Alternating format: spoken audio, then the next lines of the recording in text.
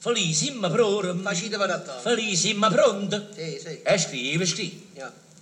Armando con bicchiere rotti in da cucina ha acciaccato a tua sorella. E ma che scendimmo a basso il palazzo faceva con l'occhio capito. Un armadio con specchiera rotta, una cucina laccata e una cassella. Ma chi sta come parla?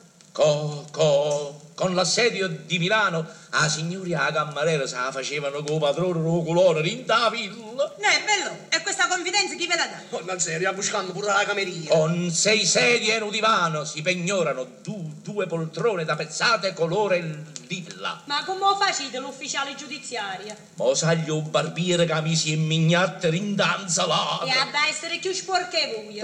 Tovaglie, bicchieri, camicie e piatti da frutta e da insalata. Mica si finerisce. La signora ha fatto la prima blocca in derrecchie. E voi in te il cervello tenete i pappici a quintale. Si pegnora una pariglia di brocche vecchie. Oh, non sei che noi qua buscando. Io non so c'è la signora che aspetta che non sulle per tutte le scale. Scappa che i sombrelli. Io lo sapevo. Scarpe, calzini e ombrelli. No, io pigliamo la mazza e scopio rompa la capa.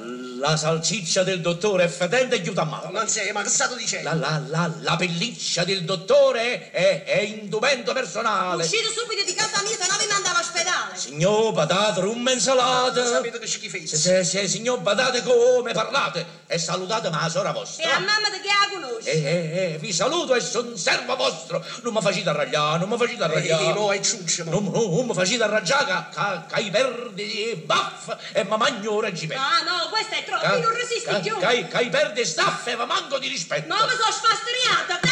Ah, mamma da Carmelo marata a cioccolato. E vostra sorella Vicenza mi ha detto un caffè. Mamma del Carmelo, ma ciaccata. Ha fatto buono. Oh, fango io. È verità, come ti devi. Oh, sangue. Felì, me la redo voi che te lo prurite. E cosa? Che ogni cosa si mette paura. Me la pagherete voi e vostro marito. Io non ti mando a mamma offesa questo. State masore del mamma.